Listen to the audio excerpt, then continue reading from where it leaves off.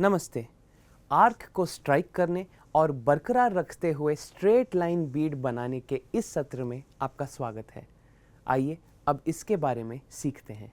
आइए अब इस सत्र के उद्देश्य को जानते हैं। इस सत्र के अंत में आप कर सकेंगे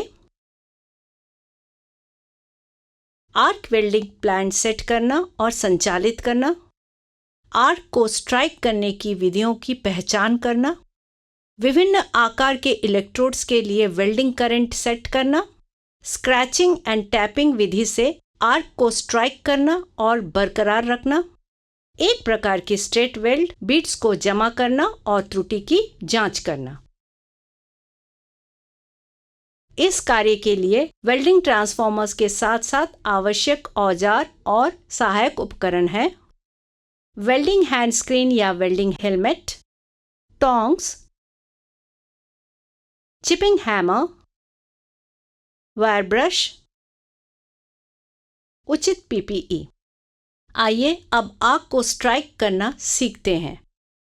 आर्क को स्ट्राइक करना आर्क वेल्डिंग का मुख्य कार्य है।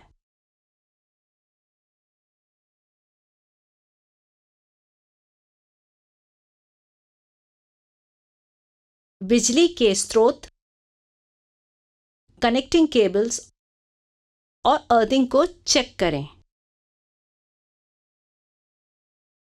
वेल्डिंग करंट को सेट करें तथा मूल सामग्री और सामग्री के आकार के आधार पर उपयुक्त इलेक्ट्रोड चुनें। स्क्रैप वर्कपीस पर ट्रायल वेल्ड करें।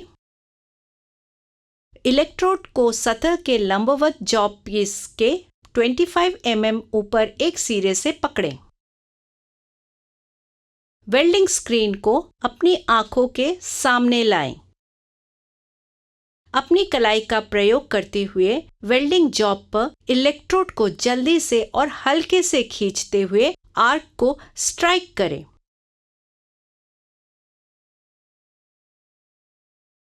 इलेक्ट्रोड को सतह से कुछ सेकंड के लिए लगभग 6 mm तक हटा दें और फिर इसे लगभग 4 mm की दूरी पर कम करें। आइए अब आर्क को स्ट्राइक करने की विधियां जानते हैं। 2 विधियां हैं: टैप विधि, स्क्रैच विधि। आइए इन विधियों को विस्तार से जानते हैं। आइए पहले टैप विधि जानते हैं। टैप विधि में इलेक्ट्रोड को जैक के कोण पर ऊर्ध्वाधर स्थिति में रखा जाता है। आर्क को काम करने वाली सतह पर टैप करके या उछालकर शुरू किया जाता है और फिर इसे इलेक्ट्रोड के व्यास के बराबर दूरी पर उठाया जाता है। आइए अब स्क्रैच विधि को जानते हैं। स्क्रैच विधि में, जैसा कि नाम से पता चलता है, इलेक्ट्रोड को एक एंगल पर झुकी हुई प्लेट पर चलाया जाता है, जैसे आप मैचिस पर तीली चलाते हैं।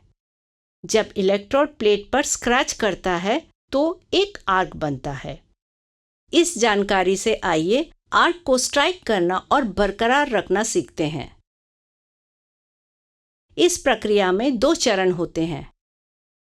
चरण 1 जॉब तैयार करना, चरण 2 आर्क को स्ट्राइक करना।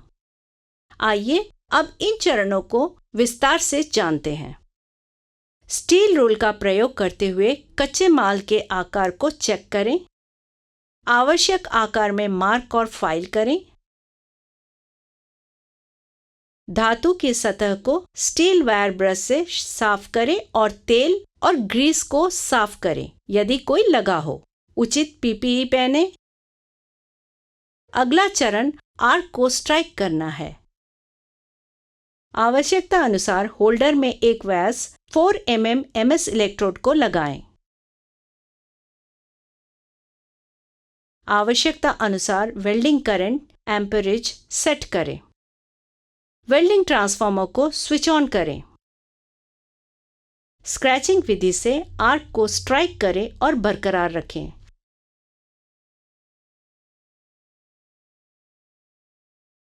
इलेक्ट्रोड को एक एंगल पर झुकी हुई प्लेट पर चलाया जाता है, जैसे आप माचिस पर तीली चलाते हैं। जब इलेक्ट्रोड प्लेट पर स्क्रैच करता है तो एक आर्क बनता है। एक छोटी दूरी के लिए सही आर्क पकड़े और इलेक्ट्रोड को जल्दी से ऊपर खींचकर तोड़े। आइए अब आर्क वेल्डिंग से स्ट्रेट लाइन बीड्स बनाना सीखते हैं। इस प्रक्रिया के 2 मुख्य चरण होते हैं। चरण 1 जॉब तैयार करना। चरण 2 स्ट्रेट लाइन बीड्स बनाने के लिए आर्क को स्ट्राइक करना। आइए इन चरणों को विस्तार से जानते हैं।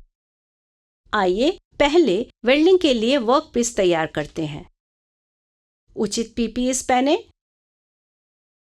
स्टील रोल का प्रयोग करते हुए कच्चे माल के आकार को चेक करें। ड्राइंग के अनुसार निश्चित आकार को मार्क करें और फाइल करें। ड्राइंग के अनुसार बीट की स्थिति को मार्क करें। आइए अब स्ट्रेट लाइन बीड्स को बनाने के लिए आर्क को स्ट्राइक करना जानते हैं। वर्कपीस को सपाट स्थिति में वेल्डिंग टेबल पर सेट करें। आर्क वेल्डिंग प्लांट को सेट करें और वेल्डिंग केबल को जोड़ें। व्यास 4 mm के MS इलेक्ट्रोड को चुनें एवं उससे होल्डर में फिक्स करें। वेल्डिंग मशीन पर 140 से 150 एम्प्स तक वेल्डिंग करंट को सेट करें।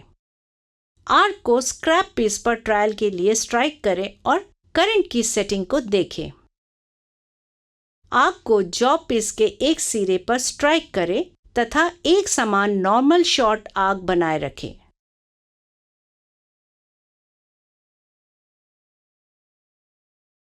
इलेक्ट्रोड को सीधी रेखा में चलाएं और प्लेट के दूसरे सिरे पर बीट को पूरा करें। वेल्डिंग के दौरान इलेक्ट्रोड की सही एंगल 70 डिग्री से 80 डिग्री बनाए रखें। आर्क लेंथ से एक स्थिर तेज चटचटाहट की आवाज निकलती है।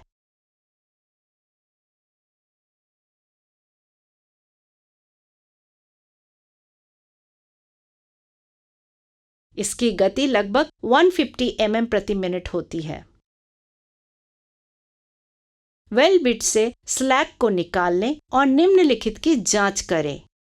एक समान चौड़ाई और ऊंचाई स्लैग सहित, फ्यूजन की सामान्य गहराई, सीधापन। जब तक आपको अच्छे परिणाम नहीं मिल जाते इसे दोहराते रहें। आइए अब क्या करें और क्या ना करें जानते हैं। उचित पीपीई पहने। यह सुनिश्चित करें कि इलेक्ट्रोड होल्डर JAWS साफ है। यदि बिजली का स्रोत DC है तो इलेक्ट्रोड को नेगेटिव स्टेट पोलैरिटी से जोड़ें।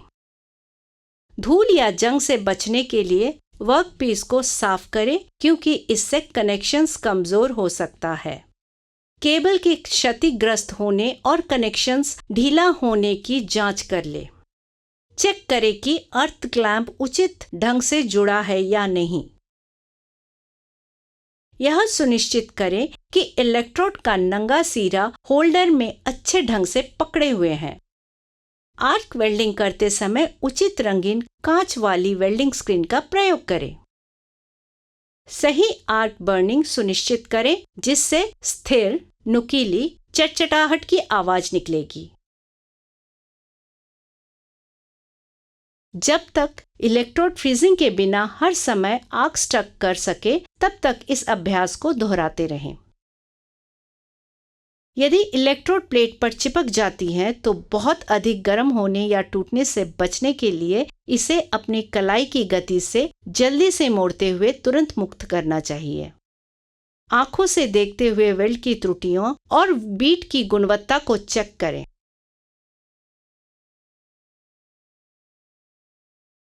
पुनरावृत्ति हमने सीखा है आर्क वेल्डिंग प्लांट सेट करना और संचालित करना, आर्क को स्ट्राइक करने की विधियों की पहचान करना, विभिन्न आकार के इलेक्ट्रोड्स के लिए वेल्डिंग करंट सेट करना, स्क्रैचिंग एंड टैपिंग विधि से आर्क को स्ट्राइक करना और बरकरार रखना, एक प्रकार की स्ट्रेट वेल्ड बीड्स को जमा करना और त्रुटि की जांच करना। तो ये था आर्क को स्ट्राइक करने और बरकरार रखते हुए स्ट्रेट लाइन बीड बनाने के बारे में। आशा है कि आपने सभी अभ्यासों और अवधारणाओं को समझ लिया होगा। मिलते हैं अगले सत्र में।